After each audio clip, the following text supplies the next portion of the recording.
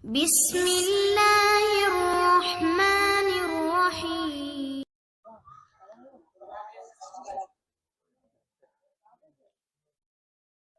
আসসালামু আলাইকুম ওরহমতুল্লাহি ওবারাকাতুহু। নাহমাদুহু ওয়া নুসাল্লি আলা রাসূলিহিল কারীম, আম্মা বা'দ। ফাআউযু বিল্লাহি মিনাশ শাইতানির রাজীম। ইন্না ইদ্দাতাশ শুহুরি ইনদাল্লাহি 12 শাহরা ফি কিতাবিল্লাহি ইয়াওমা খালাকাস সামাওয়াতি ওয়াল আরদ মিনহা আরবা'তুন হুরুম। সম্মানিত উপস্থিতি, এখন আমরা যে মাসে পদার্পণ করেছি সেটা হলো মুহররম মাস। তো ইনশাআল্লাহ এই মুহররম মাসের করণীয়, বর্জনীয় এবং পাশাপাশি কারবালার যে ইতিহাস রয়েছে এবং ইয়াজিদ এবং মুআবিয়া রাদিয়াল্লাহু আনহু সংক্রান্ত বিষয়ে শিয়াদের যে ধারণা রয়েছে, ইনশাআল্লাহ সেই বিষয় নিয়ে আলোচনা করব। প্রথমত, এই মুহররম মাস এটা হলো আল্লাহ তাআলার নিকট সম্মানিত 4টি মাসের একটি মাস। মহান রব্বুল আলামিন বলেছেন, ইন্না ইদ্দাতাশ শুহুরি ইনদাল্লাহি 12 শাহরা, নিশ্চয় মাসের সংখ্যা আল্লাহ তাআলার নিকট যখন থেকে তিনি আসমান জমিন সৃষ্টি করেছেন সংখ্যা হলো 12টি। মিনহা আরবা'তুন হুরুম, এর মধ্যে 4টি মাস হলো সম্মানিত। কোন 4টি মাস সম্মানিত সেটা সহিহ বুখারী এবং মুসলিমে উল্লেখ হয়েছে। রাসূল সাল্লাল্লাহু আলাইহি ওয়াসাল্লাম বলেছেন, সালাসাতুম মুতাওয়ালিয়াত, যুলকাদা ওয়া যুলহিজ্জা ওয়া মুহররম ওয়া রজব বাইনা জমাদাই ওয়া শাবান, যে এই 4টি মাসের 3টি মাস হলো লাগাতার ধারাবাহিকভাবে 11তম, 12তম এবং প্রথম মাস যুলকাদা, যুলহিজ্জা এবং মুহররম, এবং চতুর্থ মাস হলো রজব মাস, যেটা জমাদিউ সানি এবং শাবান মাসের মাঝামাঝি অবস্থিত। তাহলে এই 4টি মাস সম্পর্কে আমরা জানলাম, যুলকাদা, যুলহিজ্জা, মুহররম এবং রজব। এই 4 মাস আল্লাহ তাআলার নিকট সম্মানিত। এরপর এই সম্মানিত মাসে আমাদের করণীয় কি? মহান রব্বুল আলামিন বলেছেন, ফালা তাযলিমু ফীহিন্না আনফুসাকুম, এই মাসে তোমরা নিজেদের উপর জুলুম করো না। তাহলে এই 4 মাসে বিশেষভাবে, অন্যান্য মাসে জুলুম করা হারাম, কিন্তু বিশেষভাবে এই 4 মাসে তোমরা তোমাদের উপর জুলুম করো না। তাহলে জুলুমটা হলো কবিরা গুনার অন্তর্ভুক্ত এবং এই জুলুম থেকে বিরত থাকতে হবে। জুলুমটা সাধারণত 3 প্রকার। প্রথম প্রকার জুলুম হলো জুলমুল আবদি লিরব্বিহি, কোনো বান্দা তার রবের উপর জুলুম করবে, কোনো বান্দা তার রবের হক নষ্ট করবে, এটা হলো সবচেয়ে বড় জুলুম। মহান রব্বুল আলামিন বলেছেন, ইন্না শিরকা লা যুলমুন আযীম, নিশ্চয় শিরিক হলো সবচেয়ে বড় জুলুম। তাহলে আল্লাহর হক নষ্ট করা হয় এই জুলুম করার মাধ্যমে, শিরিক করার মাধ্যমে। এ কারণে এটাকে বলা হয়েছে সবচেয়ে বড় জুলুম। তো সুতরাং এই মাসগুলিতে, এই 4 মাসে এই জুলুম থেকে বিরত থাকতে হবে, শিরিক করা থেকে বিরত থাকতে হবে। অন্যান্য মাসেও শিরিক হারাম, কিন্তু এই মাসগুলিতে বিশেষভাবে এগুলি থেকে বিরত থাকতে হবে।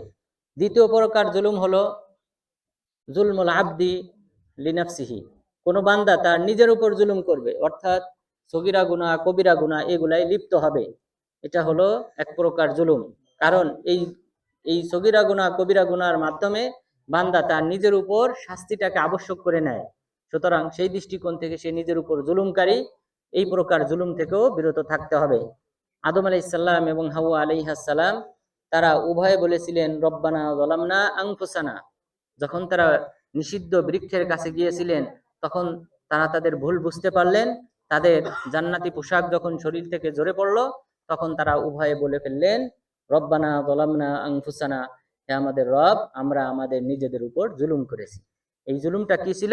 আল্লাহ তাআলার নিষিদ্ধ কাজ করা। তাহলে আল্লাহ তাআলার নিষিদ্ধ কাজ, যে সকল হারাম কাজ রয়েছে এবং যে সকল সগীরা এবং কবিরা গুনাহ রয়েছে, সেগুলি থেকে আমাদেরকে বিরত থাকতে হবে, বিশেষ করে এই মাসে, এই মুহররম মাসে।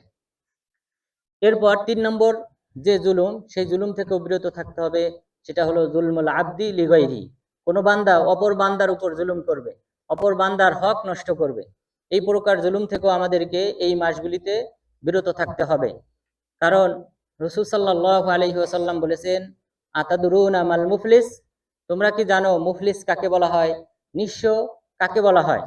তখন সাহাবাগণ বললেন, আল মুফলিসু ফিনা মান লা দিরহাম ওয়ালা মাতা, মুফলিস তো আমাদের মধ্যে সেই ব্যক্তি যে ব্যক্তির কোনো টাকা পয়সা নেই এবং কোনো সম্পদ নেই, তাকেই তো আমরা মুফলিস হিসেবে আখ্যায়িত করি, নিঃস্ব ব্যক্তি হিসেবে আমরা আখ্যায়িত করি। রাসূল সাল্লাল্লাহু আলাইহি ওয়াসাল্লাম বললেন, ইন্নাল মুফলিসা ফি উম্মতি ইয়াতি বিসিয়ামিন ওয়া সালাতিন ওয়া যাকাহ ওয়া ইয়াতি ক্বাদ শাতামা হাযা ওয়া কাযাফা হাযা ওয়া আকালা মালা হাযা ওয়া সাফাকা দামা হাযা ওয়া যারাবা হাযা। মুফলিস তো হলো আমার উম্মতের মধ্যে সেই ব্যক্তি, যে ব্যক্তি ভালো আমল নিয়ে উপস্থিত হবে, পাশাপাশি খারাপ আমল নিয়ে উপস্থিত হবে।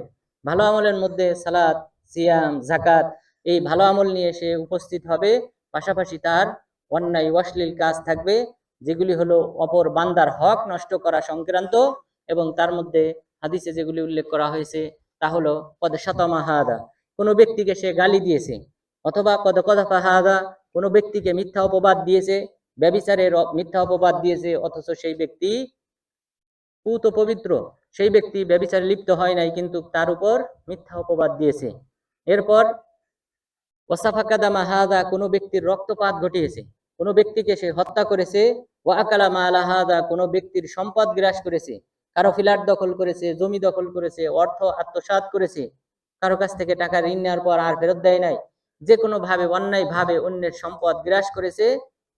এবং অজরাবা হাদা, কোনো ব্যক্তিকে সে প্রহার করেছে। তাহলে এই যে অপর বান্দার উপর জুলুম করেছে, এই জুলুম নিয়েও সে উপস্থিত হবে, পাশাপাশি ভালো আমলও থাকবে। এরপর আল্লাহ তাআলা বিচার আচার শুরু করবেন, এই পাওনাদারদের পাওনা আল্লাহ তাআলা বুঝিয়ে দিবেন এই ব্যক্তির যে সকল ভালো আমল রয়েছে সেই ভালো আমলের মাধ্যমে। এই ভালো আমল যখন একসময় শেষ হয়ে যাবে, তখন পাওনাদারদের যে পাপ রয়েছে সেই পাপগুলি এই ব্যক্তির উপর চাপিয়ে দেওয়া হবে, তুম্মা তুরিহা ফিন্নার, এরপরে তাকে জাহান্নামে নিক্ষেপ করা হবে, নাউযুবিল্লাহ।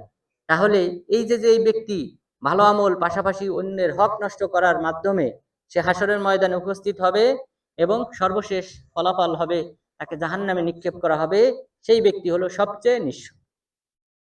সুতরাং এই প্রকার জুলুম থেকেও আমাদেরকে বিরত থাকতে হবে এই 4 মাসে, এবং বিশেষ করে এই মুহররম মাসে। তাহলে এই 3 প্রকার জুলুম থেকে অবশ্যই আমরা বিরত থাকব।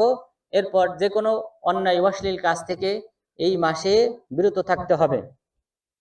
কারণ আব্দুল্লাহ ইবনে আব্বাস রাদিয়াল্লাহু আনহু এই আয়াতের ব্যাখ্যায় তিনি বলেছেন, ওয়াজআলা যামবা ফীহিন্না আযম ওয়াল আমালা সালিহা বিল আজরি আযম। আল্লাহ তাআলা এই মাসগুলিতে পাপের শাস্তির পরিমাণ বৃদ্ধি করে দিয়েছেন, অনুরূপভাবে পুণ্যের কাজের সওয়াবের পরিমাণও বৃদ্ধি করে দিয়েছেন। তাহলে সৎ আমল করলে সওয়াব বাড়িয়ে দেওয়া হবে, এবং অন্যায় অশ্লীল কাজ করলে তার শাস্তির পরিমাণও বেশি হবে। কারণ এই মাসগুলির সম্মান হানি করা হয় এই অন্যায় অশ্লীল কাজে লিপ্ত হওয়ার মাধ্যমে, সুতরাং তার শাস্তির পরিমাণও বৃদ্ধি করে দেওয়া হয়েছে। যেমন ভাবে মক্কা, মদিনা, এই হারাম হুদুদ যে সীমানা রয়েছে, এই সম্মানিত স্থানে যদি কেউ অন্যায় করে, তার শাস্তির পরিমাণ অন্য স্থানে এই অন্যায়টা করলে তার চেয়ে বেশি দেওয়া হবে। অনুরূপভাবে এই সময়ের যে সম্মান রয়েছে সেই সম্মানহানি হলে সেখানেও আল্লাহ তাআলা তার শাস্তির পরিমাণ বৃদ্ধি করে দেবেন। সুতরাং যে কোনো অন্যায় থেকে বিরত থাকতে হবে। এরপর পাশাপাশি যে সকল বিষয় নিষিদ্ধ এই মুহররম মাসে এবং এই 4টি নিষিদ্ধ 4টি সম্মানিত মাসে, তা হলো যুদ্ধ বিগ্রহ। যুদ্ধ বিগ্রহ মুসলিমরা আগে শুরু করতে পারবে না। কোনো কাফের রাষ্ট্রের উপর এই মাসগুলিতে মুসলিমরা আক্রমণ করতে পারবে না। তবে মুসলিমরা যদি আক্রান্ত হয় তাহলে আক্রমণ করতে পারবে। মহান রব্বুল আলামিন বলেছেন, ইয়াসআলুনাকা আনিশ শাহরিল হারামি কিতালিন ফি কুল কিতালুন ফীহি কাবীর। তারা আপনার কাছে জানতে চায় যে এই নিষিদ্ধ মাসগুলিতে, এই সম্মানিত মাসগুলিতে যুদ্ধ বিগ্রহ সম্পর্কে আপনি বলেন এই মাসগুলিতে যুদ্ধ বিগ্রহ করা হলো মহা অপরাধ। তাহলে শুরুতে মুসলিমরা আক্রমণ করবে না, কিন্তু তারা যদি আক্রান্ত হয় তাহলে প্রতি উত্তর দিতে পারবে। কারণ মহান রব্বুল আলামিন আরেকটি আয়াত অবতীর্ণ করেছেন, আশ-শাহরুল হারামু বিশ-শাহরিল হারাম। হারাম মাস হারাম মাসের পরিবর্তে এই সম্মানিত মাসে যদি কাফেররা আক্রমণ করে, মুসলিমরাও তার পাল্টা জবাব দিবে। এরপর জাবের বিন আব্দুল্লাহ রাদিয়াল্লাহু আনহু তিনি বলেছেন, কানা নবিয়্যু সাল্লাল্লাহু আলাইহি ওয়াসাল্লাম লাম ইয়াগজু ফিল আশহুরিল হুরুম ইল্লা আইয়ুগজা। রাসূল সাল্লাল্লাহু আলাইহি ওয়াসাল্লাম তিনি এই 4 মাসে যুদ্ধ শুরু করতেন না কাফেরদের সাথে, তবে কাফেররা যদি আক্রমণ করত তাহলে তিনি সেটা প্রতিহত করতেন। তাহলে শুরুতে আক্রমণ করা যাবে না, এই মাসগুলির সম্মানার্থে, তবে কাফেররা আক্রমণ করলে তার জবাব দেওয়া যাবে। তাহলে এই জাতীয় কাজগুলি থেকে আমাদেরকে এই মাসে বিশেষ করে মুহররম মাসে এবং অন্যান্য যে 3টি সম্মানিত মাস রয়েছে সেই মাসগুলিতে আমাদেরকে বিরত থাকতে হবে। এরপর সৎ আমল যেগুলি করতে হবে, হাদিসে যেগুলি উল্লেখ হয়েছে তার মধ্যে অন্যতম হলো সিয়াম। রাসূল সাল্লাল্লাহু আলাইহি ওয়াসাল্লামের কাছে এক ব্যক্তি এসে জিজ্ঞাসা করলেন, আইয়ুস সালাতি আফদল বাদা বাদা সালাতিল মাকতুবা, হে রাসূল, ফরজ সালাতের পরে কোন সালাতটা সর্বোত্তম? তখন তিনি বললেন, as-salatu fi jawfil layl, রাতের আধারে তাহাজ্জুদের সালাত আদায় করাটা হলো সর্বোত্তম। তাহলে ফরজ সালাতের পরে সর্বোত্তম হলো তাহাজ্জুদের সালাত আদায় করা। সুতরাং সবাই চেষ্টা করবেন তাহাজ্জুদের সালাত আদায় করার।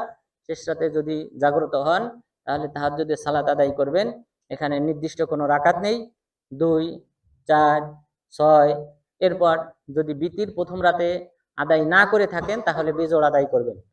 আর যদি প্রথম রাতে বিতির আদায় করে থাকেন তাহলে শেষ রাতে জোর জোর করে 2 রাকাত করে আপনার ইচ্ছামতো যে কয় রাকাত সম্ভব আপনি আদায় করবেন। তাহলে এই সালাত আদায় করাটা হলো সর্বোত্তম। কারণ এই সময় আল্লাহ তাআলা প্রথম আসমানে নেমে আসেন। ইয়ানজুলু রাব্বুনা তাবারাকা ওয়া তাআলা ইলাস সামাঈদ দুনিয়া ইযা মাযা সুলুসাইল লাইল। রাতের 2/3 যখন অতিক্রম করে তখন আমাদের রব পৃথিবীতে নেমে আসেন। এই প্রথম আসমানে নেমে আসেন এবং ডেকে ডেকে বলেন, কে আছে তোমাদের মাঝে আমার কাছে ক্ষমা চাইবে, আমি তাকে ক্ষমা করে দেব। কে আছে আমার কাছে তার চাহিদা সম্পর্কে দোয়া করবে, আমি তার চাহিদা পূরণ করব। এইভাবে আল্লাহ তাআলা আহ্বান করতে থাকেন এবং আল্লাহ তাআলা ওই সময়টাতে যেহেতু দোয়া কবুল করেন, সুতরাং এই সময় তাহাজ্জুদের সালাত আদায় করাটা হলো সর্বোত্তম। এরপর দ্বিতীয় পর্যায়ে ওই সাহাবী প্রশ্ন করলেন, আইয়ু সিয়ামি আফদল বাদা সিয়ামি রমাদান, হে আল্লাহর রাসূল, রমজান মাসের সিয়ামের পরে সর্বোত্তম সিয়াম কোনটি? তখন তিনি বললেন, সিয়ামু শাহরিল্লাহিল মুহাররম, আল্লাহ তাআলার মাস মুহররম মাসের সিয়ামটা হলো রমজান মাসের পরে সর্বোত্তম। আল্লাহ তাআলার মাস, দেখেন তাহলে হাদিসের ভাষাটা খেয়াল করেন। রাসূল সাল্লাল্লাহু আলাইহি ওয়াসাল্লাম বললেন শাহরুল্লাহ, আল্লাহর মাস মুহররম মাস, সেই মাসের সিয়ামটা হলো শ্রেষ্ঠ। আল্লাহর দিকে নিসবত করার মাধ্যমে এই মাসের সম্মান বোঝানো হয়েছে। সুতরাং এই মাসে সিয়াম পালন করাটা হলো সর্বোত্তম। সুতরাং আমাদের এই মুহররম মাসে ইতিমধ্যে অনেকগুলি দিন অতিবাহিত হয়ে গেছে। আজকে 9 সিয়াম তথা 10 সিয়াম শুরু হয়ে গেছে। অর্থাৎ আজকে আপনারা সাহারি খাবেন, এটা হলো মেইন সিয়াম। যেহেতু এই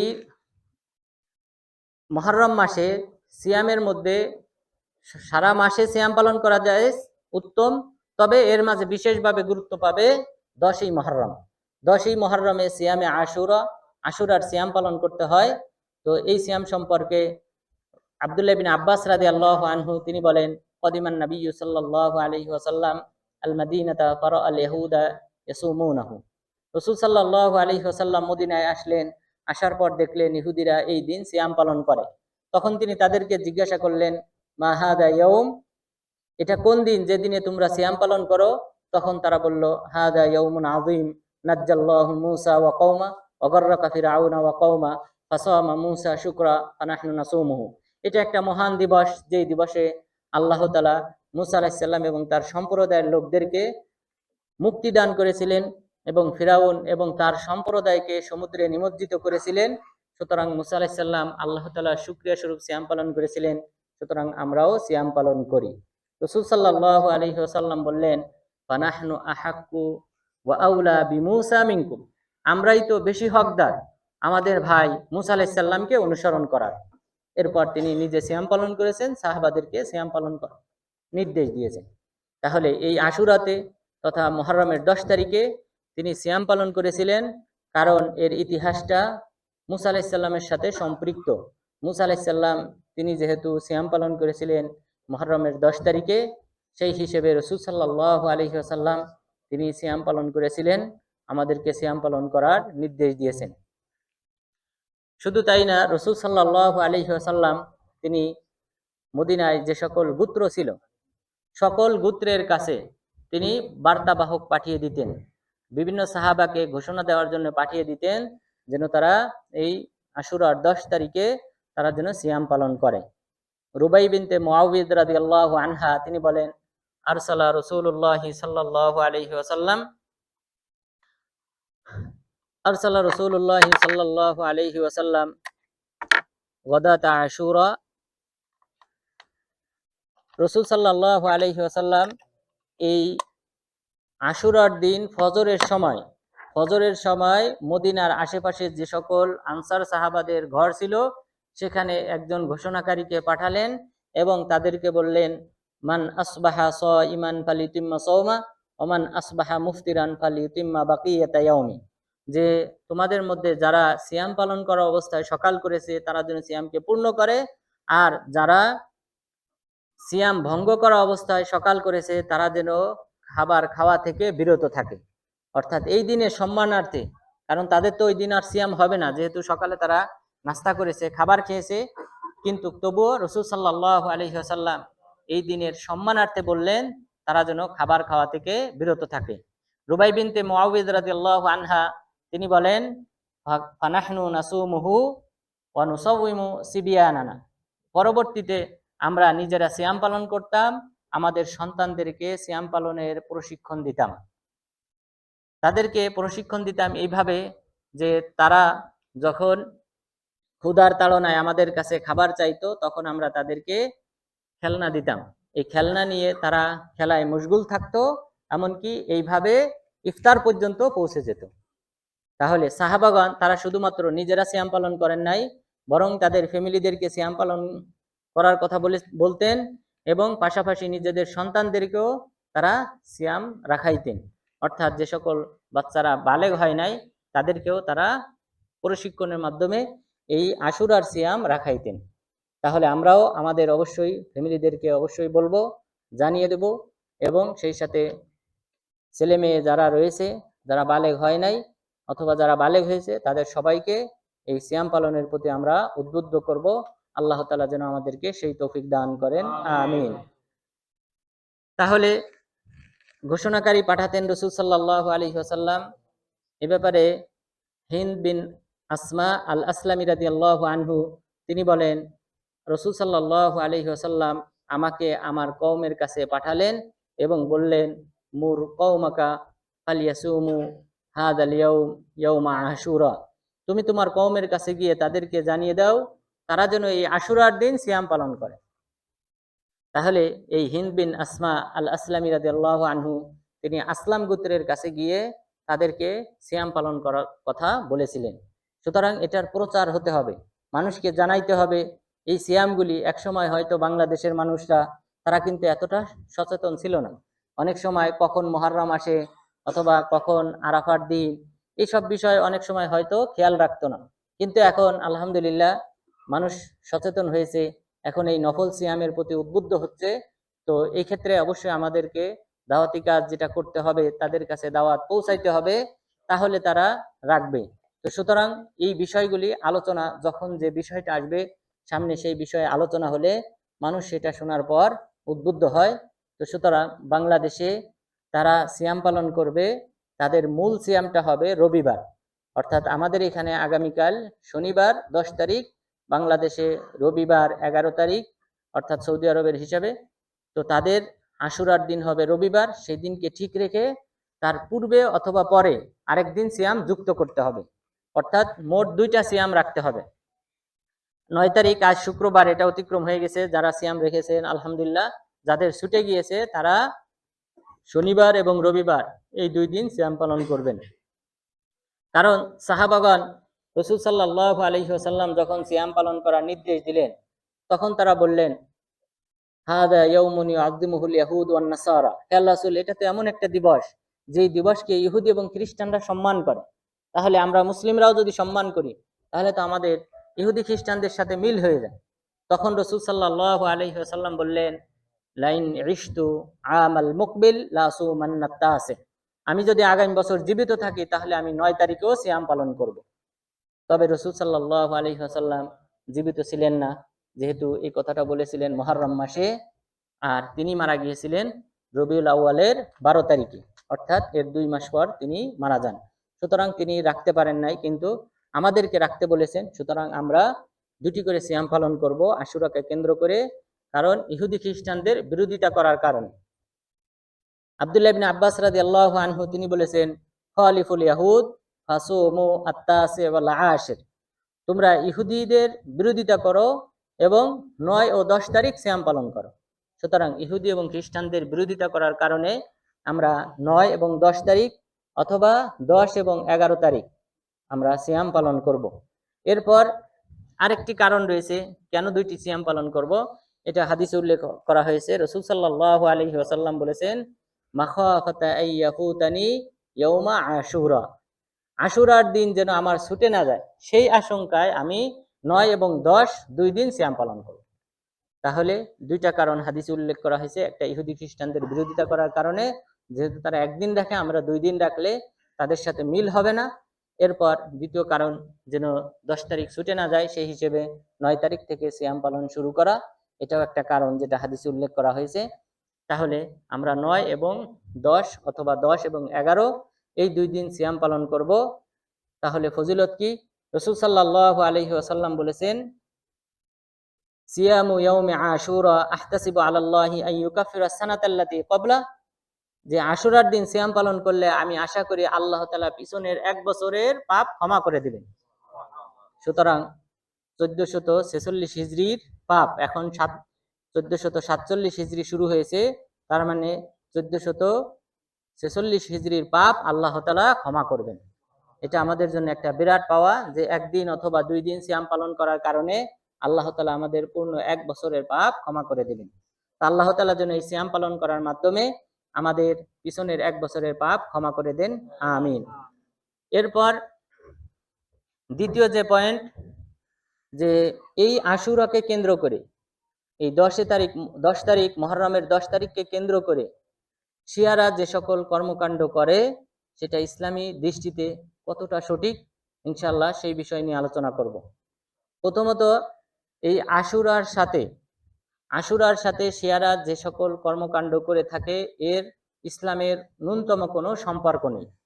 ইসলামের সাথে যে সম্পর্ক সেটা হলো যে মুসা আলাইহিস সালাম তিনি সিয়াম পালন করেছেন, মুসা আলাইহিস সালামকে অনুসরণ করে রাসূল সাল্লাল্লাহু আলাইহি ওয়াসাল্লাম সিয়াম পালন করেছেন, তিনি আমাদেরকে সিয়াম পালন করতে বলেছেন, সুতরাং আমরা সিয়াম পালন করি।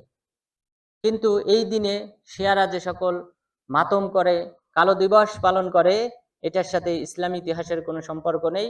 কালচক্রে ঘটনাক্রমে হুসাইন রাদিয়াল্লাহু আনহু তিনি 61 হিজরির মুহররমের 10 তারিখে শাহাদত বরণ করেন। তিনি জুলুমের শিকার হন। সেখানকার গভর্নর ওবাইদুল্লাহ বিন জিয়াদ এবং তার সহচরদের মাধ্যমে তিনি নিহত হন। তিনি অবশ্যই জুলুমের শিকার হয়েছেন, কিন্তু এটাকে কেন্দ্র করে শিয়ারা যে কর্মকাণ্ডগুলি করে সেটা কখনোই ইসলাম সমর্থন করে না। প্রথমত, আমাদের নিয়ম হলো কোনো ব্যক্তি যদি মারা যায় তাহলে হায় হুতাশ এবং সেই সাথে নিজেদেরকে আহত করা এবং উচ্চস্বরে চিৎকার করা এগুলি থেকে বিরত থাকতে হবে, বরং ধৈর্য ধারণ করতে হবে। এই বিপদ আসলে কোনো ব্যক্তি মারা গেলে ধৈর্য ধারণ করতে হবে, কান্না করতে পারবেন, কিন্তু এটা যেন উচ্চস্বরে চিৎকার করে জাহেলি যুগের মতো যেন না হয়। কোনো ভাড়াটিয়াকে নিয়ে এসে যেন কান্নাকাটি না করা হয়। তো এটা হলো আল্লাহ তাআলার দেওয়া একটা রহমত, দয়া, মায়া, মমতা, যে কোনো ব্যক্তি নিকটাত্মীয় মারা গেলে আমরা কান্না করি। এটা আমাদের অন্তরে সৃষ্ট একটা বিষয়, এটা আমরা চাইলেও আমরা কন্ট্রোল করতে পারবো না। যে কোনো নিকটাত্মীয় মারা গেলে আমাদের চোখ দিয়ে পানি ঝরবে, কান্না আসবে, কিন্তু এটা যেন উচ্চস্বরে চিৎকার করে জাহেলি যুগের মতো যেন না হয়। রাসূল সাল্লাল্লাহু আলাইহি ওয়াসাল্লাম তিনি একজন মহিলার পাশ দিয়ে অতিক্রম করতেছিলেন। আনাস বিন মালিক রাদিয়াল্লাহু আনহু তিনি বলেন, তখন ওই মহিলাকে তিনি বললেন, ইত্তাকিল্লাহ ওয়াসবিরি, তুমি আল্লাহকে ভয় করো এবং তুমি ধৈর্য ধারণ করো। ওই মহিলা তিনি চিনতে পারেন নাই। তখন তিনি বললেন, ইলাইকা আন্নি ফা ইন্নাকা লাম তুসাব বিমুসিবাতি, যে তুমি তোমার কাজে যাও, কারণ আমি যে মুসিবতে পড়েছি সেই মুসিবতে তুমি আক্রান্ত হও নাই, তুমি তোমার কাজে যাও। মহিলা এই কথা বলার পর একজন সাহাবী তার পাশ দিয়ে অতিক্রম করতেছিলেন। তখন মহিলাকে জিজ্ঞাসা করলেন, রাসূল সাল্লাল্লাহু আলাইহি ওয়াসাল্লাম তোমাকে কি বলেছেন? তখন মহিলা বললেন, আমি তো চিনতে পারি নাই। তখন তিনি রাসূল সাল্লাল্লাহু আলাইহি ওয়াসাল্লামের কাছে আসলেন, আসার পর ওজর পেশ করলেন যে আল্লাহ রাসূল, আপনাকে আমি চিনতে পারি নাই। তখন রাসূল সাল্লাল্লাহু আলাইহি ওয়াসাল্লাম বললেন, ইন্নামাস সাবরু ইনদাস সাদমাতিল উলা, ধৈর্য ধারণ তো করতে হয় প্রথম আঘাতের সময়। যখন আপনি প্রথম সংবাদটা পাবেন, প্রথম যে কোনো নিকটাত্মীয় মারা গেছে, প্রথম সংবাদ পাওয়ার পর নিজেকে কন্ট্রোল করা, এই সময় ধৈর্য ধারণ করা, এটাকেই সবর বলা হয়। কিন্তু কান্নাকাটি করার পর, এরপর নিরাশ হয়ে গিয়ে, তারপর চোখের পানি শুকিয়ে গেলে তারপর কান্না বন্ধ করা, এটার নাম সবর না। বরং সবর বলা হয় যে প্রথম আঘাতের সময় ধৈর্য ধারণ করা। তাহলে আমাদেরকে ধৈর্য ধারণ করতে হবে, হাহুতাশ করা যাবে না। এরপর ধৈর্য ধারণের ব্যাপারে আরো অনেকগুলি হাদিস রয়েছে। তার মধ্যে অন্যতম হলো উম্মে সালামা রাদিয়াল্লাহু আনহা, তিনি বলেন, আবু সালামা যখন মারা গেলেন তখন আমি বললাম, গরিব অফি আরদি গুরবা লা আবকিয়ান্নাহু বুকাআন ইতাহাদ্দাথ আনহু, যে অপরিচিত ব্যক্তি অপরিচিত অঞ্চলে মারা গিয়েছে, অর্থাৎ তাদের মূল আবাস তো ছিল মক্কা, সেখান থেকে হিজরত করে তারা মদিনাতে এসেছেন। তো মদিনাতে তিনি মারা গিয়েছেন আবু সালামা। তখন তিনি বললেন, অপরিচিত ব্যক্তি অপরিচিত স্থানে, সুতরাং আমি এমন কান্নাকাটি করব যা সম্পর্কে মানুষ পরবর্তীতে আলোচনা করবে। আমি এইভাবে নিজেকে প্রস্তুত করলাম। এরপর কদিমাত ইমরাআতুম মিন সাঈদ, এবং সাঈদ তথা আওয়ালি, মদিনার আওয়ালি থেকে আরেকজন মহিলা তিনি আসলেন, তিনিও আমাকে সাহায্য করবেন এই কান্নাকাটির ক্ষেত্রে। সেও সাই দেবে আমার সাথে এবং সেও কান্নাকাটি করবে। তখন রাসূল সাল্লাল্লাহু আলাইহি ওয়াসাল্লাম এই মহিলার সম্মুখীন হয়ে বললেন, আতুরিদিনা আন তুদখিলিশ শাইতানা বাইতান আখরাজাহুল্লাহু মিনহু, তুমি কি চাও শয়তানকে প্রবেশ করাইতে ওই ঘরে যে ঘর থেকে আল্লাহ তাআলা শয়তানকে বের করে দিয়েছেন? অর্থাৎ এই যে চিৎকার করে কান্নাকাটি করা, এটা শয়তানের কাজ। যদি এইভাবে কান্নাকাটি করা হয় উচ্চস্বরে, তাহলে এই শয়তানের কাজ এই ঘরে প্রবেশ করবে। তখন উম্মে সালামা রাদিয়াল্লাহু আনহা তিনি বলেন, এরপর আমরা কান্নাকাটি করা থেকে বিরত থাকলাম। তাহলে কান্নাকাটি করা, হাই হুতাশ করা, এটা ইসলাম কখনোই সমর্থন করে না। এরপর জাবের বিন আব্দুল্লাহ রাদিয়াল্লাহু আনহু তিনি বলেন, আমার বাবা আব্দুল্লাহ বিন আমর, তিনি উহুদ যুদ্ধে শাহাদত বরণ করেন এবং তার অঙ্গহানি করা হয়, নাক, কান, আঙ্গুল এগুলি কেটে দেওয়া হয়। তাকে কাপড়ে আবৃত করা অবস্থায় নিয়ে আসা হয়। আসার পর আমি কাপড় উঠাইতে যাই, বাবাকে দেখার জন্য আমি যাই, কিন্তু সবাই নিষেধ করে। সবশেষে রাসূল সাল্লাল্লাহু আলাইহি ওয়াসাল্লাম অনুমতি দিয়েছেন। অনুমতি দেওয়ার পর যখন আমি কাপড় উঠালাম, তখন আমার ফুফা, অর্থাৎ আমার বাবার বোন ফাতেমা বিনতে আমর, তিনি উচ্চস্বরে চিৎকার করে কান্নাকাটি শুরু করলেন। কারণ অঙ্গহানি অবস্থায় যখন দেখলেন, তখন নিজেকে তিনি আর কন্ট্রোল রাখতে পারলেন না, চিৎকার করে কান্নাকাটি করলেন। তখন রাসূল সাল্লাল্লাহু আলাইহি ওয়াসাল্লাম বললেন, মা যালাতিল মালাইকাতু তুযিল্লুহু বিআজনিহাতিহা হাত্তা রাফা'তুমুহু, ফেরেশতাগণ তাকে তাদের পাখা দিয়ে, ডানা দিয়ে, এই সাহাবীকে তাকে তারা ছায়া প্রদান করতেছিলেন যতক্ষণ পর্যন্ত না তোমরা এই কাপড় উঠিয়েছ। তো তাহলে এই চিৎকার করার কারণে ফেরেশতাগণ কিন্তু চলে গিয়েছেন। যারা এই সাহাবীকে তারা তাদের ডানা দিয়ে, পাখা দিয়ে ছায়া প্রদান করতেছিল, সেই সকল রহমতের ফেরেশতাগণ চলে যান। সুতরাং উচ্চস্বরে চিৎকার করা, এটা ইসলাম বিরোধী কাজ, এটা থেকে অবশ্যই বিরত থাকতে হবে। বরং রাসূল সাল্লাল্লাহু আলাইহি ওয়াসাল্লাম স্পষ্টভাবে বলেছেন, লাইসা মিন্না মাল্লাতামাল হুদুদ ওয়া শাক্কাল জুয়ুব ওয়া দাআ বিদাওয়াল জাহিলিয়া, আমার উম্মতের অন্তর্ভুক্ত না সেই ব্যক্তি যে ব্যক্তি তার চলে আঘাত করে। বিপদের সময় কোনো ব্যক্তি মারা গেলে তার সংবাদ শোনার পর যে ব্যক্তি মুখে আঘাত করে, চাপড়ায়, মুখে খামসি মারে, সে আমার উম্মতের অন্তর্ভুক্ত না। ওয়া শাক্কাল জুয়ুব, এবং সে যে কাপড় ছিঁড়ে ফেলে, সে আমার উম্মতের অন্তর্ভুক্ত না। ওয়া দাআ বিদাওয়াল জাহিলিয়া, জাহিলি যুগের মতো যে আর্তনাদ করে, চিৎকার করে, সেও আমার উম্মতের অন্তর্ভুক্ত না। সুতরাং রাসূল সাল্লাল্লাহু আলাইহি ওয়াসাল্লামের হাদিস স্পষ্ট। আমরা এই হাদিস দিয়ে বিচার করব। কোরআন এবং হাদিস দিয়ে আমরা সত্য মিথ্যার পার্থক্য বোঝার চেষ্টা করব। কোরআন হাদিস অনুযায়ী এই যে শিয়ারা যেটা করে, তারা নিজেদের অঙ্গহানি করে, নিজেদের শরীরকে আহত করে, রক্তাক্ত করে, শুধু কান্নাকাটি না, বরং এর চেয়ে আরো বেশি কিছু। সুতরাং এটা অবশ্যই হারাম। মহান রব্বুল আলামিন বলেছেন, লা তুলকু বিআইদিকুম ইলা তাহলুকা, তোমরা তোমাদের নিজেদেরকে ধ্বংসের দিকে ঠেলে দিও না, মৃত্যুর দিকে ঠেলে দিও না। সুতরাং শিয়ারা সেই কাজগুলি করে, সুতরাং এটা থেকে অবশ্যই বিরত থাকতে হবে। এরপর ইয়াজিদ বিন আউস রাহিমাহুল্লাহ তিনি বলেন, আমি আবু মুসা আল-আশআরী রাদিয়াল্লাহু আনহু তিনি যখন মুমূর্ষু অবস্থায় ছিলেন আমি দেখতে গেলাম। দেখতে যাওয়ার পর তার ফ্যামিলি তিনি কান্নাকাটির প্রস্তুতি নিলেন, কান্নাকাটি করবেন। এই সময় আবু মুসা আল-আশআরী রাদিয়াল্লাহু আনহু তিনি তাকে বললেন, আমা সামি'তি মা ক্বালা রাসূলুল্লাহ সাল্লাল্লাহু আলাইহি ওয়াসাল্লাম, তুমি কি শোনো নাই রাসূল সাল্লাল্লাহু আলাইহি ওয়াসাল্লাম যা বলেছেন? তখন তার স্ত্রী বললেন, হ্যাঁ আমি শুনেছি। তখন তিনি কান্নাকাটি করা থেকে বিরত থাকলেন। বিরত থাকার পর এরপর আবু মুসা আল-আশআরী রাদিয়াল্লাহু আনহু মারা যান।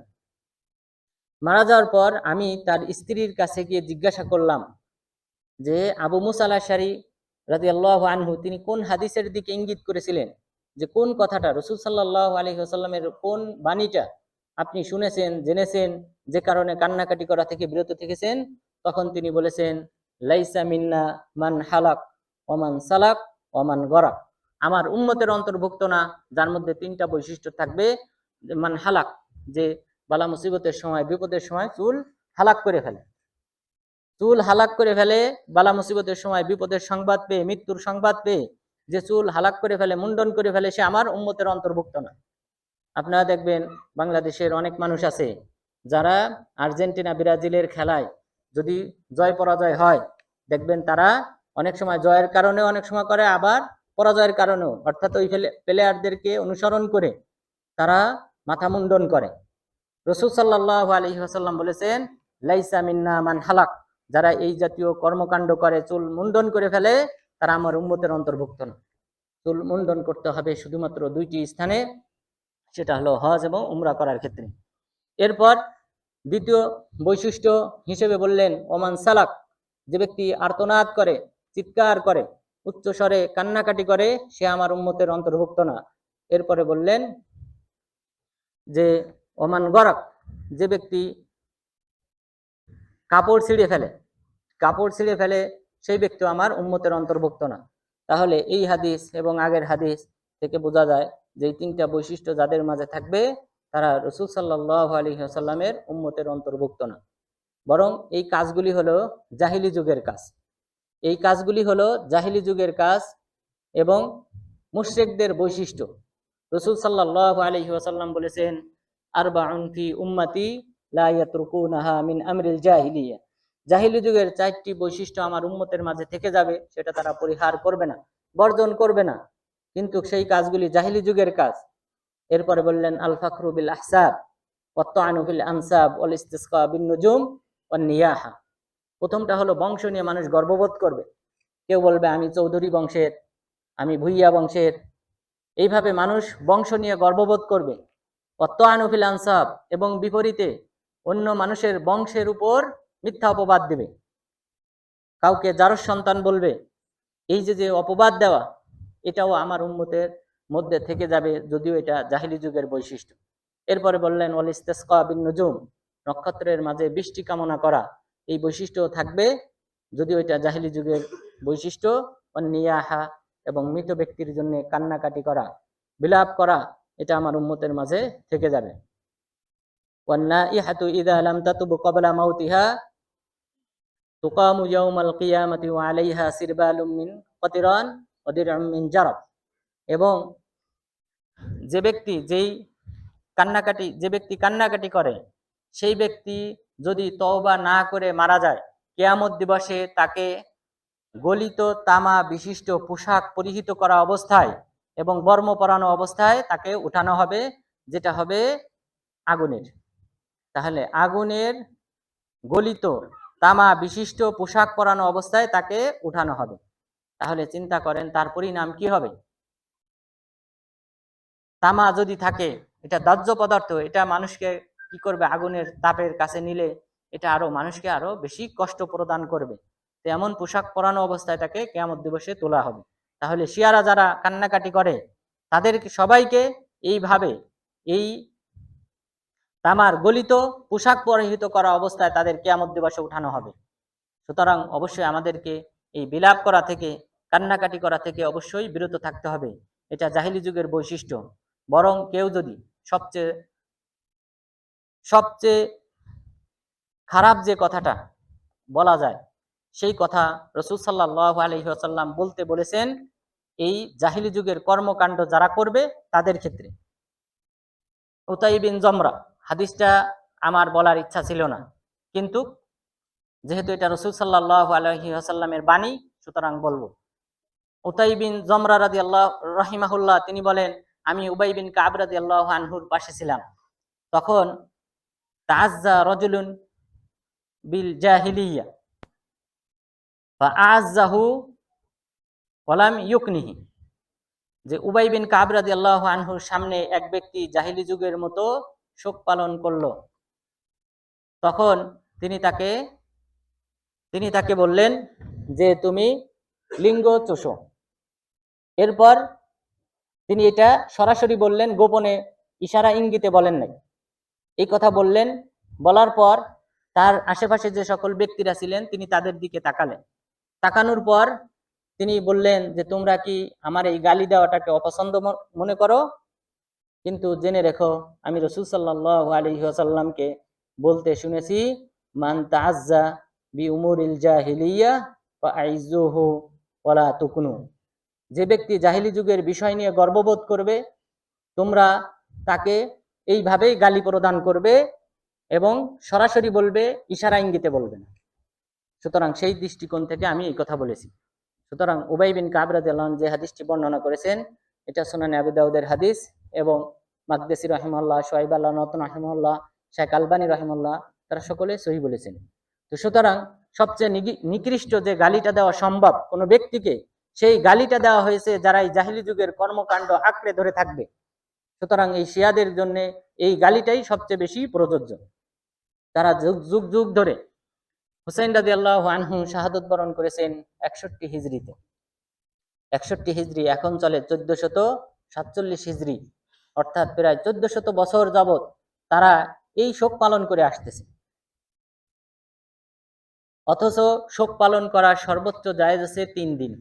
কোন মুসলিমের জন্য শোক পালন করা জায়েজ আছে 3 দিন।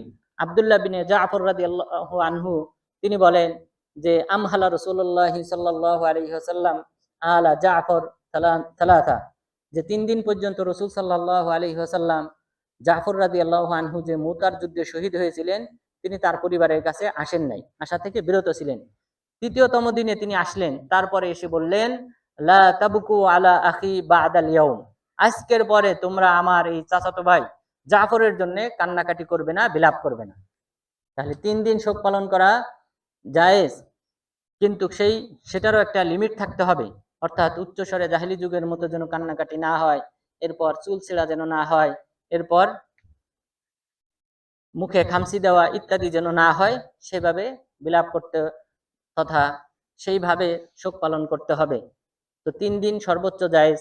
আর যদি স্বামী মারা যায় তাহলে সেই ক্ষেত্রে স্ত্রীরা তারা 4 মাস 10 দিন শোক পালন করবে।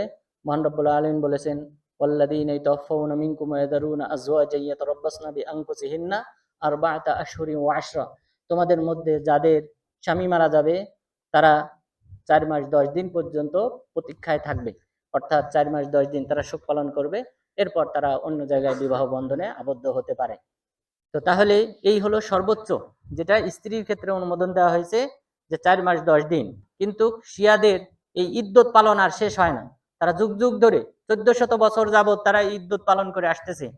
সুতরাং এটা জাহিলি যুগের কর্মকাণ্ড, অবশ্যই বিরত থাকতে হবে। রাসূল সাল্লাল্লাহু আলাইহি ওয়াসাল্লাম মহিলা সাহাবাদের কাছ থেকে যখন বায়াত গ্রহণ করতেন তখন তিনি বলতেন আল্লাহ নাখমুশা ওয়াজহা ওয়ালা নাদউ ওয়াইলা ওয়ালা নানশাক্কু জাইবা ওয়ালা নানসুরু শা'রা। 4টি বিষয়ে তিনি অঙ্গীকার নিতেন মহিলা সাহাবাদের কাছ থেকে, যে তারা তাদের মুখে খামসি মারবে না। বালা মুসিবত আসলে কোনো ব্যক্তি মারা গেলে তারা মুখে খামসি দিবে না। এরপরে ওয়ালা নাদউ ওয়াইলা, তারা হাই আফসোস এই জাতীয় শব্দ ব্যবহার করবে না। এরপর অঙ্গীকার নিতেন তারা কাপড় ছিঁড়বে না, এবং 4 নম্বরে অঙ্গীকার নিতেন তারা তাদের চুল ছিঁড়বে না। অর্থাৎ শোকে মুহ্যমান হয়ে মহিলারাই কিন্তু এই কাজগুলি বেশি করে। সুতরাং মহিলা সাহাবাদের কাছ থেকে রাসূল সাল্লাল্লাহু আলাইহি ওয়াসাল্লাম বায়াত করার সময় এই প্রতিজ্ঞা নিতেন। সুতরাং এটার গুরুত্ব রয়েছে। শিয়ারা পুরুষ, নারী পুরুষ সকলেই এই শোক পালন করে। সুতরাং এটা থেকে অবশ্যই আমাদেরকে বিরত থাকতে হবে। এই আশুরার দিন বাংলাদেশে যে মিছিল বের হবে সেখানে কিন্তু শিয়ারাই অংশগ্রহণ করবে না, বরং এই সুন্নি আহলে হাদিস এই জাতীয় সন্তানরাই কিন্তু সেখানে অংশগ্রহণ করবে। বাংলাদেশে হানাফি মাযহাবের অনুসারী, পাশাপাশি আহলে হাদিসরা, তাদের সন্তানরাই কিন্তু এখানে যুক্ত হবে। সুতরাং অবশ্যই আমাদেরকে সতর্ক করতে হবে, এই জাতীয় কর্মকাণ্ডে কোনো প্রকার সাহায্য সহযোগিতা অংশগ্রহণ করা যাবে না। মহান রব্বুল আলামিন বলেছেন, ওয়াতাআওয়ানু আলাল বিররি ওয়াত তাকওয়া ওয়ালা তাআওয়ানু আলাল ইসমি ওয়াল উদওয়ান। তোমরা তাকওয়ার কাজে, ভালো কাজে তোমরা পরস্পরকে সাহায্য সহযোগিতা করো, কিন্তু পাপের কাজে এবং সীমালঙ্ঘন করার কাজে, জুলুমের কাজে তোমরা কাউকে সাহায্য করো না। সুতরাং এই অন্যায় কাজে অবশ্যই সাহায্য সহযোগিতা করা যাবে না, তাদের মিছিলে অংশগ্রহণ করা যাবে না। এরপর আমরা যদি এখন ইতিহাস দেখি, হুসাইন রাদিয়াল্লাহু আনহু তিনি শাহাদাত বরণ করেছেন, জুলুমের শিকার হয়েছেন। তো এর পিছনে কারা দায়ী? হুসাইন রাদিয়াল্লাহু আনহু তিনি যে কারবালার প্রান্তরে গেলেন, এর জন্য কারা দায়ী? ইয়াজিদ ইবনুল আসম রাহিমাহুল্লাহ তিনি বলেন, আমি হাসান বিন আলী রাদিয়াল্লাহু আনহুর সাথে ছিলাম। হাসান রাদিয়াল্লাহু আনহুর সাথে বের হলাম। বের হওয়ার পর এতগুলি এক গুচ্ছ চিঠি তার কাছে আসে।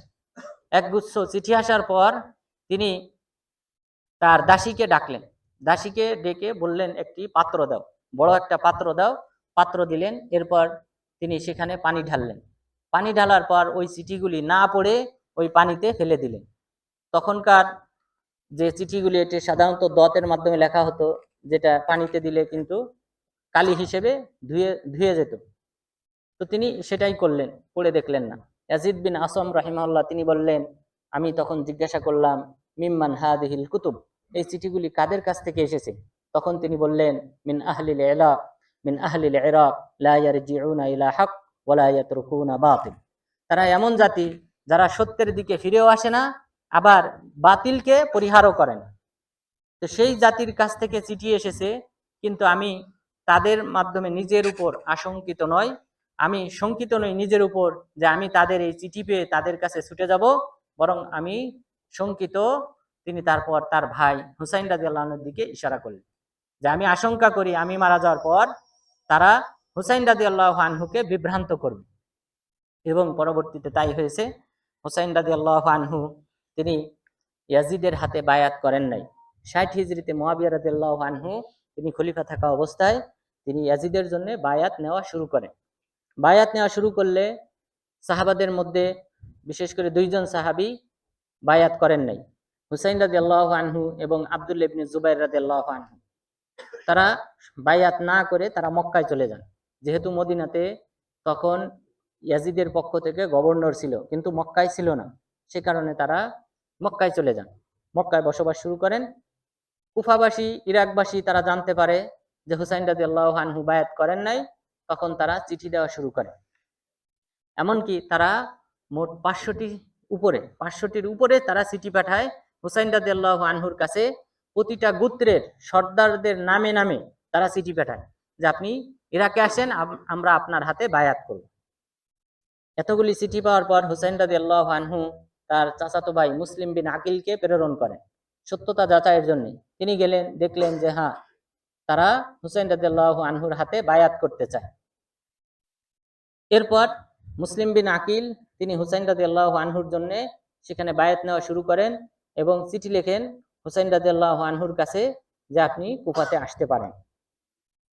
এই চিঠি পাওয়ার পর হুসাইন রাদিয়াল্লাহু আনহু হজের দিন, হজ শুরু হয় জিলহজ মাসের 8 তারিখ, সেই 8 তারিখে তিনি মক্কা থেকে রওনা দেন। মক্কা থেকে রওনা দেওয়ার সময় তিনি বড় যে সাহাবাগণ ছিলেন তাদের সবার সাথে সাক্ষাৎ করেন। তারা সকলেই নিষেধ করেন। আব্দুল্লাহ ইবনে আব্বাস রাদিয়াল্লাহু আনহু তিনি বয়সে ছোট হলেও তারা কিন্তু আলেম সাহাবী, তো তার সাথে পরামর্শ করেন, তিনি নিষেধ করেন, কিন্তু তিনি সেটা ভ্রুক্ষেপ করেন নাই।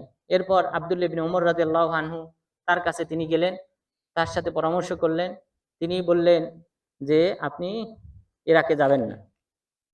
কেননা আমি রাসূল সাল্লাল্লাহু আলাইহি ওয়াসাল্লামকে বলতে শুনেছি, হুইয়িরতু বাইনা আন আকুনা নাবিয়্যান মালিকা আও নাবিয়্যান আবদা, যে আল্লাহ তাআলা আমাকে ইখতিয়ার দিয়েছিলেন যে আমি একজন নবী হব, পাশাপাশি বাদশাহ হব, অথবা নবী হব, আল্লাহ তাআলার গোলাম হব।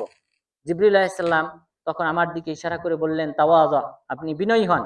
তারপর রাসূল সাল্লাল্লাহু আলাইহি ওয়াসাল্লাম চয়ন করেছিলেন যে নাবিয়্যান আবদা, আমি নবী হব এবং আল্লাহর গোলাম হব, বাদশাহ হব না, এটাকে তিনি চয়ন করেছেন। সুতরাং আপনি তার একটা অংশ, আপনিও বাদশাহ হওয়ার চিন্তা ভাবনা করেন না। হুসাইন রাদিয়াল্লাহু আনহু তার এই উপদেশ শোনেন নাই, তিনি যাবেন। যাওয়ার এই কথা শোনার পর আব্দুল্লাহ ইবনে ওমর রাদিয়াল্লাহু আনহু তখন তিনি বললেন, আস্তাউদিউকা বিমাকতুল, আমি আপনাকে নিহত হওয়ার দুঃসংবাদ দিয়ে বিদায় জানাই। কারণ রয়েছে, আব্দুল্লাহ ইবনে ওমর রাদিয়াল্লাহু আনহু তিনি সাহাবাদের মধ্যে আলেম সাহাবী। এখানে একটি হাদিস রয়েছে, রাসূল সাল্লাল্লাহু আলাইহি ওয়াসাল্লাম বলেছেন, আতানি জিবরিল ফা আখবারানি আন্না উম্মতি সায়াকতুলুনা ইবনি হাদা। জিবরিল আলাইহিস সালাম একদা আমার কাছে আসলেন, আসার পর আমাকে অবহিত করলেন যে আমার উম্মতের লোকজন আমার এই সন্তানকে তথা হুসাইন রাদিয়াল্লাহু আনহুকে হত্যা করবে। এরপর জিবরিল আলাইহিস সালাম ওই স্থানের লাল মাটি বের করে দেখালেন, অর্থাৎ কারবালা প্রান্তরের লাল মাটি, সেটা দেখালেন যে এই স্থানে তিনি নিহত হবেন। তো আব্দুল্লাহ ইবনে ওমর রাদিয়াল্লাহু আনহু তিনি একজন আলেম সাহাবী, তো তিনি বলে দিলেন যে আমি আপনাকে নিহত দুঃসংবাদ দিয়ে বিদায় প্রদান করতেছি। তবুও হুসাইন রাদিয়াল্লাহু আনহু গেলেন।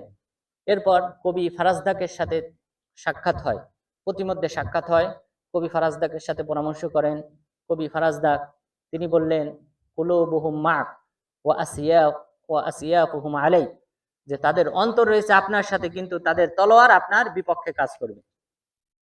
হুসাইন রাদিয়াল্লাহু আনহু কারবালার প্রান্তরে যখন পৌঁছালেন, তিনি সেটাই দেখলেন। কারবালার প্রান্তরে পৌঁছানোর পর সেখানে হুর বিন ইয়াজিদ আত-তামিমি, তাকে ওবাইদুল্লাহ বিন জিয়াদ 1000 সৈন্য দিয়ে আগেই প্রেরণ করে। কদেসিয়া প্রান্তরে পৌঁছানোর পর এই হুর বিন ইয়াজিদ আত-তামিমির সাথে হুসাইন রাদিয়াল্লাহু আনহুর সাক্ষাৎ হয়। তখন হুর বিন ইয়াজিদ আত-তামিমি হুসাইন রাদিয়াল্লাহু আনহুকে মদিনায় ফিরে আসতে বলেন, যে আপনি যেখান থেকে এসেছেন সেখানে ফিরে যান, অথবা আপনি শাম দেশে ইয়াজিদের কাছে ফিরে যান, এই দুটো আপনার জন্য কল্যাণকর। অর্থাৎ আপনি ইরাকে প্রবেশের চেষ্টা করেন না। কিন্তু হুসাইন রাদিয়াল্লাহু আনহু তার এই বাধা, সেটা তিনি উপেক্ষা করলেন। উপেক্ষা করার পর তিনি কারবালার প্রান্তরে পৌঁছালেন। কারবালার প্রান্তরে পৌঁছানোর পর ইয়াজিদ বিন ওবাইদুল্লাহ বিন জিয়াদ তখন 4000 সৈন্য ওমর বিন সাদ বিন আবি ওয়াক্কাসের নেতৃত্বে প্রেরণ করেন।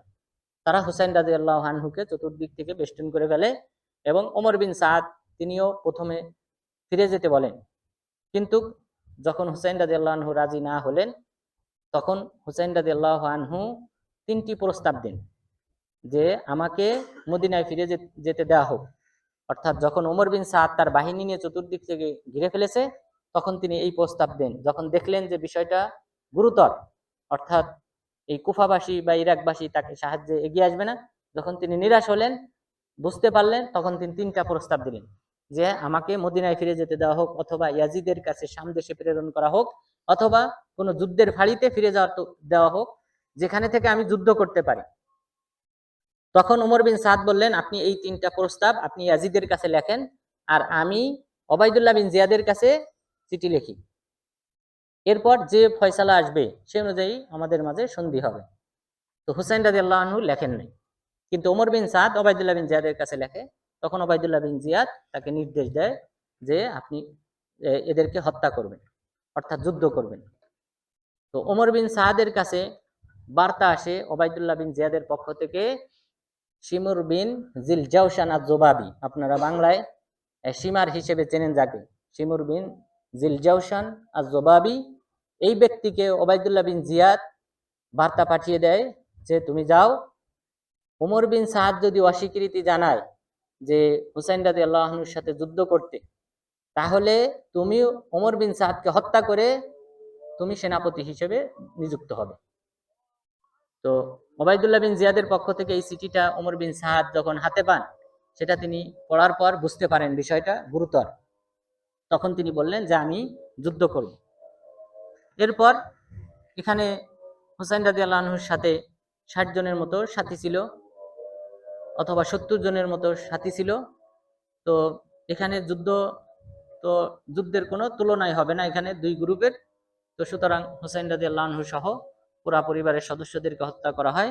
শুধুমাত্র জাইনুল আবেদিন আলী তথা হুসাইন রাদিয়াল্লাহু আনহুর ছেলে, সে অসুস্থ ছিল, সে তাঁবুতে ছিল, যুদ্ধে অংশগ্রহণ করতে পারে নাই। সুতরাং তিনি বাদ দিয়ে বাকি সাধারণত সবাইকে হত্যা করা হয়। তো এই মর্মান্তিক যে ঘটনা, কারবালার প্রান্তরে ওমর বিন সাদের সাথে যে ৪,০০০ সৈন্য ছিল, হুসাইন রাদিয়াল্লাহু আনহু দেখতে পেলেন যে সেখানে যে সৈন্যবাহিনী রয়েছে, ওই যে গোত্রের সর্দাররা ছিল যারা চিঠি লিখেছিল তার কাছে, তিনি দেখলেন যে সেখানে তারা রয়েছে। তিনি দেখে বললেন যে তুমি তো আমাকে চিঠি দিয়েছিলে, তোমার পক্ষ থেকেই তো আমার কাছে চিঠি এসেছিল, এরপর তুমি কিভাবে ওবাইদুল্লাহ বিন জিয়াদের পক্ষপাতিত্ব করো? সুতরাং কবি ফারাজদাক যে কথা বলেছিলেন সেটাই সত্য হয়েছে, যে অন্তর থেকে তারা আপনাকে চাই খলিফা হন, কিন্তু তলোয়ার কিন্তু আপনার বিপক্ষে কাজ করবে। সুতরাং এই কুফাবাসী গাদ্দার জাতি, শিয়া জাতি গাদ্দার জাতি, তারা হুসাইন রাদিয়াল্লাহু আনহুকে হত্যার পিছনে মূল ভূমিকা পালন করে। এবং আপনি যদি দেখেন যে তিনজনকে মূল দায়ী হিসেবে ধরা হয় হুসাইন রাদিয়াল্লাহু নিহত হওয়ার পিছনে, তারা হলেন ওবাইদুল্লাহ বিন জিয়াদ, সে নির্দেশদাতা। ২ নম্বরে শিমুর বিন জিলজাউশান আজ-জবাবি এবং সিনান বিন আনাস আন-নাখঈ, এই দুইজন সরাসরি হত্যায় অংশগ্রহণ করেছিল। আর নির্দেশদাতা হিসেবে ওবাইদুল্লাহ বিন জিয়াদ। এই তিনজন প্রত্যেকে সিফফিন যুদ্ধে, যেটা মুআবিয়া রাদিয়াল্লাহু আনহুর বিপক্ষে আলী রাদিয়াল্লাহু আনহু যুদ্ধ করেছিলেন, সেই যুদ্ধে এই তিনজন ব্যক্তি আলী রাদিয়াল্লাহু আনহুর পক্ষে ছিলেন। তো সুতরাং আলী রাদিয়াল্লাহু আনহুর পক্ষে থাকা ব্যক্তিরাই কিন্তু হত্যা করেছে হুসাইন রাদিয়াল্লাহু আনহুকে, অর্থাৎ শিয়া সম্প্রদায়, সেই শিয়া সম্প্রদায় কিন্তু তাকে হত্যা করেছে। সুতরাং শিয়ারা গাদ্দার জাতি। সুতরাং এই গাদ্দার জাতি, এদেরকে বিশ্বাস করা যায় না, এবং সেটা প্রমাণ হয়েছিল কয়েকভাবে। আব্দুল্লাহ ইবনে জুবাইর রাদিয়াল্লাহু আনহুর কাছে যখন বিদায় নিতে যান, তখন তিনি বললেন, আপনি এমন সম্প্রদায়ের কাছে যাবেন যারা কতালু আবাক ওয়া তাআনু আখাক, যারা আপনার বাবাকে হত্যা করেছে। আব্দুর রহমান বিন মুলজিম, সে মুরাদ বংশে, তো মুরাদ বংশ ইরাকের একটা বংশ, তারা হত্যা করেছে। এরপরে বললেন ওয়া তাআনু আখাক, তোমার ভাইকে তারা আঘাত করেছিল। অর্থাৎ মুআবিয়া রাদিয়াল্লাহু আনহুর কাছে হস্তান্তর করার জন্য হাসান রাদিয়াল্লাহু আনহুর তাবুতে তারা আক্রমণ করে, এবং হাসান রাদিয়াল্লাহু আনহুর উরুতে তারা বর্ষা দিয়ে তাকে বিদ্ধ করে তারা গ্রেফতার করে মুআবিয়া রাদিয়াল্লাহু আনহুর কাছে হস্তান্তর করবে, এই পরিকল্পনা ছিল। তখন তার সৈন্যরা বুঝতে পেরে এদেরকে গ্রেফতার করে।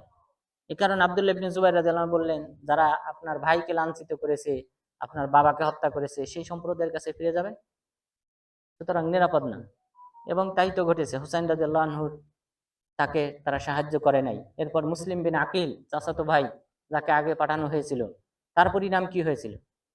তিনি হানি ইবনে উরওয়ার গৃহে আশ্রয় নিয়েছিলেন। হানি বিন উরওয়ার গৃহে আশ্রয় নেওয়ার পর এরপর মাকিল নামে এক ব্যক্তি, সে ওবাইদুল্লাহ বিন জিয়াদকে জানিয়ে দেয় যে সে অমুক ব্যক্তির বাসায় লুকিয়ে আছে। তখন এই হানি বিন উরওয়াকে গ্রেপ্তার করা হয়, তাকে হত্যা করা হয়। এরপর মুসলিম বিন আকিল, তিনি যখন জানতে পারেন হানি বিন উরওয়াকে গ্রেপ্তার করা হয়েছে, তখন তিনি শিয়াদেরকে নিয়ে বের হন। ৪,০০০ শিয়া, তাদেরকে নিয়ে তিনি ওবাইদুল্লাহ বিন জিয়াদের প্রাসাদ ঘেরাও করেন। ঘেরাও করার পর তারা, ওবাইদুল্লাহ বিন জিয়াদ কিছু পদক্ষেপ গ্রহণ করে। তিনি বলেন যে যারা মুসলিম বিন আকিলের সাথে অংশগ্রহণ করবে তাদের মাসিক ভাতা বন্ধ করে দেওয়া হবে, আর যারা তার পক্ষপাতিত্ব করা থেকে বিরত থাকবে তাদের মাসিক ভাতা বৃদ্ধি করে দেওয়া হবে। আর যদি তোমরা তার পক্ষপাতিত্ব পরিত্যাগ না করো, আমি সামদেশ থেকে সৈন্য এনে তোমাদের বিচার করব, তোমাদের সাথে যুদ্ধ করব। এই ভয় দেখানোর পর তখন সন্ধ্যা হওয়ার আগেই মুসলিম বিন আকিলের সাথে যে ৪,০০০ ছিল তারা সবাই চলে যায়, ৩০ জন বাদ দিয়ে। সন্ধ্যা হওয়ার পর এই ৩০ জনও চলে যায়। তখন মুসলিম বিন আকিল একা হয়ে যান। মুসলিম বিন আকিল তখন কি করলেন, একজন কিন্দা গোত্রের এক মহিলার কাছে আশ্রয় নেন। মহিলাকে পানি এবং খাবার দিতে বলেন। তখন মহিলা জিজ্ঞাসা করেন, আপনি কে? তখন বললেন, আমি হলাম মুসলিম বিন আকিল। তখন তাকে আশ্রয় প্রদান করেন। কিন্তু আশ্রয় প্রদান করলে কি হবে, তার সন্তান, এই মহিলার সন্তান গিয়ে ওবায়দুল্লাহ বিন জিয়াদকে জানিয়ে দেয় যে মুসলিম বিন আকিল আমাদের গৃহে আছে। গাদ্দার জাতি, তারা মুসলিম বিন আকিলকে তারা হস্তান্তর করে। তখন 30 জন সৈন্য পাঠিয়ে তাকে গ্রেপ্তার করে নিয়ে আসা হয় এবং তাকে হত্যা করা হয়। হত্যার পূর্বে তিনি বলেছিলেন, আমাকে একটা ওসিয়ত করার সুযোগ দেন। তখন তিনি ওসিয়ত করেন ওই উমর বিন সাদ বিন আবি ওয়াক্কাসের কাছে, যে আমি মনে করি এখানে যারা উপস্থিত তাদের মধ্যে তুমি বংশের দিক থেকে আমার নিকটবর্তী, তো তোমাকে একটা ওসিয়ত করি, তুমি হুসাইন রাদিয়াল্লাহু আনহুকে দ্রুত জানিয়ে দিবে যে এই কুফাবাসী কাযাবু ওয়া কাযাবুনি ওয়ালাইসা লিকাযিবিন রয়, তিনি তার প্রখ্যাত উক্তিটি করেন যে কুফাবাসী তারা আমাকে ধোঁকা দিয়েছে, আপনাকে ধোঁকা দিয়েছে, সুতরাং ধোঁকাবাজের কোনো মতামত নেই, ধোঁকাবাজের মতামত গ্রহণ করা যায় না, সুতরাং আপনি মদিনায় ফিরে যান। এই উক্তিটা ওমর বিন সাদকে করেন এবং ওমর বিন সাদ লিখিত আকারে পাঠিয়ে দেন। প্রতিমধ্যে হুসাইন রাদিয়াল্লাহু আনহু এই পত্রটা পান যে মুসলিম বিন আকিলকে হত্যা করা হয়েছে এবং তিনি মদিনায় ফিরে যেতে বলেছেন। তারা গাদ্দার জাতি, কিন্তু মুসলিম বিন আকিলের অন্যান্য সন্তানরা তারা বলে যে না, আমাদের বাবার হত্যার বদলা না নিয়ে আমরা ফিরবো না। হুসাইন রাদিয়াল্লাহু আনহু তখন তাদের মতকে প্রাধান্য দেন, কারবাল প্রান্তরে পৌঁছান। এরপর তিনি শাহাদত বরণ করেন এবং রাসূল সাল্লাল্লাহু আলাইহি ওয়াসাল্লামকে আগেই জানিয়ে দেওয়া হয় যে তিনি সেখানে শাহাদত বরণ করবেন। তো এটা একটা ঘটনা ছিল।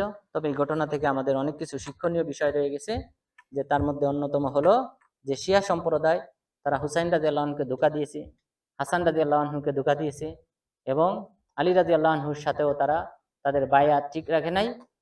এরপর যে গুরুত্বপূর্ণ যে পয়েন্ট যেটা বলা দরকার সেটা হলো ইয়াজিদ বিন মুয়াবিয়া এবং মুয়াবিয়া রাদিয়াল্লাহু আনহু। আপনারা জানেন শিয়ারা মুয়াবিয়া রাদিয়াল্লাহু আনহুকে বলে কাফের ইবনু কাফের, কাফেরের ছেলে কাফের, নাউজুবিল্লাহ। মুয়াবিয়া রাদিয়াল্লাহু আনহু সম্পর্কে রাসূল সাল্লাল্লাহু আলাইহি ওয়াসাল্লাম দোয়া করেছেন, আল্লাহুম্মা জাআলহু হাদিয়াম মাহদিয়া, আল্লাহ তুমি তাকে হিদায়াত প্রাপ্ত এবং হিদায়াতকারী বানাও, অর্থাৎ তার মাধ্যমে, তার হাত ধরে অন্যান্য মানুষ ইসলামে প্রবেশ করবে, তুমি এমন হিদায়াতকারী হিসেবে তাকে গণ্য করো, কবুল করো। তো তিনি সেটাই ছিলেন। এরপর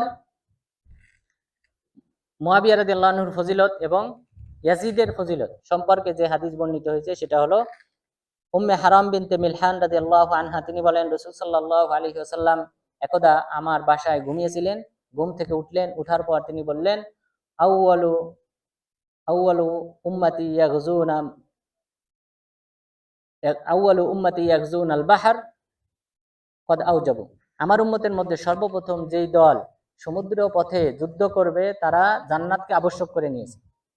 সেই যুদ্ধটা ছিল 27 হিজরিতে মুয়াবিয়া রাদিয়াল্লাহু আনহুর নেতৃত্বে। তিনি উসমান রাদিয়াল্লাহু আনহুর কাছ থেকে অনুমতি নিয়ে এই যুদ্ধটা করেছিলেন। সেই যুদ্ধের নাম হলো কুবরুস। এই কুবরুস যুদ্ধের নেতৃত্ব দিয়েছিলেন মুয়াবিয়া রাদিয়াল্লাহু আনহু। সুতরাং বোঝা যায় মুয়াবিয়া রাদিয়াল্লাহু আনহু জান্নাতি, কারণ রাসূল সাল্লাল্লাহু আলাইহি ওয়াসাল্লাম বলেছেন এই যুদ্ধে যারা অংশগ্রহণ করবে তারা জান্নাতি। এরপর আরেকটি আলামত হলো এই কুবরুস যুদ্ধ, এটাই ছিল যে সামুদ্রিক প্রথম যুদ্ধ। উম্মে হারাম বিনতে মিলহান রাদিয়াল্লাহু আনহা তিনি বলেছিলেন, হে আল্লাহর রাসূল আপনি দোয়া করেন আমিও যেন তাদের অন্তর্ভুক্ত হই। তখন তিনি বললেন, তুমিও তাদের অন্তর্ভুক্ত। তো তখন তিনি কিন্তু এই যুদ্ধে অংশগ্রহণ করেছিলেন। সমুদ্র পাড়ি দেওয়ার সময় তিনি তার ঘোড়া থেকে পড়ে যান এবং তিনি তখন মারা যান, অর্থাৎ গর্দান ভেঙে যায়, ভেঙে যাওয়ার পর তিনি মারা যান, শাহাদত বরণ করেন উম্মে হারাম বিনতে মিলহান এই কুবরুস যুদ্ধে। সুতরাং এটা মুয়াবিয়া রাদিয়াল্লাহু আনহুর ফজিলত। দ্বিতীয় অংশে রাসূল সাল্লাল্লাহু আলাইহি ওয়াসাল্লাম বললেন, ওয়া আউয়ালু জাইশিন তাগযু মাদিনাতা কায়সার মাগফুরুন লাহুম, এবং আমার উম্মতের মধ্য থেকে যে সৈন্য দল সর্বপ্রথম রোমদের যে কুস্তুনতিনিয়া শহর রয়েছে সেই শহর যারা প্রথম আক্রমণ করবে, মাগফুরুন লাহুম তাদেরকে ক্ষমা করে দেওয়া হবে। সেই যুদ্ধের নেতৃত্ব দিয়েছিলেন ইয়াজিদ বিন মুয়াবিয়া। এটা ছিল 52 হিজরিতে মুয়াবিয়া রাদিয়াল্লাহু আনহুর খেলাফতকালে, এবং সেই যুদ্ধের নেতৃত্ব দিয়েছিলেন ইয়াজিদ বিন মুয়াবিয়া, যা সহিহ বুখারীতে উল্লেখ করা হয়েছে। মাহমুদ ইবনে রবি' রাদিয়াল্লাহু আনহু তিনি বলেছেন, ওয়া ইয়াজিদ ইবনে মুয়াবিয়া আলাইনা বিআরদির রুম, এই রোম শহরে আমাদের নেতৃত্বে ছিলেন ইয়াজিদ বিন মুয়াবিয়া, অর্থাৎ সেটা ছিল এই যুদ্ধ, যেটা 52 হিজরিতে হয়েছিল। সুতরাং এই যুদ্ধে তিনি অংশগ্রহণ করেছিলেন, তিনি সেনাপতি ছিলেন। সুতরাং এখান থেকে বোঝা যায় আল্লাহ তাআলা তাকে ক্ষমা করবেন। তো সুতরাং ইয়াজিদ বিন মুয়াবিয়ার কাছে যখন হুসাইন রাদিয়াল্লাহু আনহুর বার্তা যায় যে তিনি নিহত হয়েছেন, তখন ইবনে কাসির রাহিমাহুল্লাহ উল্লেখ করেছেন, হুর বিন রবিয়া আল জুরাশি রাহিমাহুল্লাহ তিনি বর্ণনা করেছেন যে ইয়াজিদ বিন মুয়াবিয়ার কাছে সর্বপ্রথম যে বার্তা আসে ওবাইদুল্লাহ বিন জিয়াদের পক্ষ থেকে যে হুসাইন রাদিয়াল্লাহু আনহুকে হত্যা করা হয়েছে, তখন জারাফাত আইনা, তার দুই চোখ দিয়ে অশ্রু ঝরল। অশ্রু ঝরার পর এরপরে তিনি বললেন যে আমি সন্তুষ্ট থাকতাম তুমি যদি আমার হাতে বায়াত করতে। লান আল্লাহু ইবনু মিরজানা, ইবনু মিরজানার উপর আল্লাহ তাআলার অভিশাপ। উদ্দেশ্য ওবাইদুল্লাহ বিন জিয়াদ, তার মায়ের নাম ছিল মিরজানা। তিনি বললেন এই মিরজানার সন্তানের উপর আল্লাহর অভিশাপ। সুতরাং এখান থেকে বোঝা যায় ইয়াজিদ বিন মুয়াবিয়া তিনি কিন্তু হুসাইন রাদিয়াল্লাহু আনহুকে হত্যা করার নির্দেশ দেন নাই, এবং এর জন্য সরাসরি জড়িত ওবাইদুল্লাহ বিন জিয়াদ, শিমুর বিন জিলজাউশান আয-যুবাবি এবং আরেকজন ব্যক্তি যে নাখঈ গোত্রের সিনান বিন আনাস আন-নাখঈ, এই ব্যক্তি, এই তিনজন সরাসরি যুক্ত। এখানে ইয়াজিদ বিন মুয়াবিয়া যুক্ত না। তবে ইয়াজিদ বিন মুয়াবিয়ার যে ভুলটা ধরা যায় সেটা হলো তার উচিত ছিল বিচার করা। এই সকল ব্যক্তিদের যারা হত্যা করেছে তাদেরকে বিচারের আওতায় আনা, যেটা তিনি করেন নাই। এই মর্মে কোনো বর্ণনা আসে নাই যে তিনি তাদের বিচার করেছেন। তো সুতরাং এটা ছিল তার অপরাধ, এবং আশা করা যায় এই অপরাধ আল্লাহ তাআলা ক্ষমা করবেন, যেহেতু এই হাদিসে বলা হয়েছে যে কুস্তুনতিনিয়া যুদ্ধে যারা অংশগ্রহণ করবে আল্লাহ তাআলা তাদেরকে ক্ষমা করে দিবেন। সুতরাং সেই যুদ্ধের নেতৃত্ব দিয়েছিলেন ইয়াজিদ বিন মুয়াবিয়া। সুতরাং আমরা যে ভালো গুণগুলি রয়েছে সেটা বলবো, এবং আমরা শিয়াদের মতো সাহাবা মুয়াবিয়া রাদিয়াল্লাহু আনহুকে কাফের ফতোয়া দেব না, এবং পাশাপাশি তার সন্তান ইয়াজিদ বিন মুয়াবিয়াকেও কাফের ফতোয়া দেব না। বরং তাদের ফজিলতের ক্ষেত্রে যে হাদিসগুলি রয়েছে সেটা আমরা বর্ণনা করব। কারণ রাসূল সাল্লাল্লাহু আলাইহি ওয়াসাল্লাম বলেছেন, মান রাদ্দা আন ইরদি আখি রাদ্দাল্লাহু ওয়াজহাহু আনিন নার ইয়াউমাল কিয়ামা। যে ব্যক্তি কোনো মুসলিম ভাইয়ের মানহানি হওয়া থেকে তাকে হেফাজত করবে, কিয়ামত দিবসে আল্লাহ তাআলা তার চেহারাকে জাহান্নাম থেকে হেফাজত করবে। সুতরাং অবশ্যই আমরা সত্য যেটা সেটা অবশ্যই বলবো, এবং এই ক্ষেত্রে আমরা পিছপা হব না। সুতরাং মুয়াবিয়া রাদিয়াল্লাহু আনহু তিনি একজন সাহাবী, এবং তিনি কোরআন লিপিবদ্ধ করতেন, কাতিবুল ওয়াহি, ওহী লেখক ছিলেন, এবং সেই সাথে তার আরো অনেক ফজিলত রয়েছে। সেই সাথে ইয়াজিদ বিন মুয়াবিয়ার যে ভুল ত্রুটি হয়েছিল আল্লাহ তাআলা সেটা আশা করা যায় ক্ষমা করবেন। তো আল্লাহ তাআলা যেন আমাদেরকে আগামীকালকের যে সিয়াম রয়েছে শনিবারের এবং রবিবারের, এই সিয়াম পালন করার মাধ্যমে আল্লাহ তাআলার নৈকট্য অর্জন করার তৌফিক দান করেন। আমিন। আকুলু কওলি হাদা ওয়াস্তাগফিরুল্লাহ লি ওয়া লাকুম ওয়া লিসাইরিল মুসলিমিন।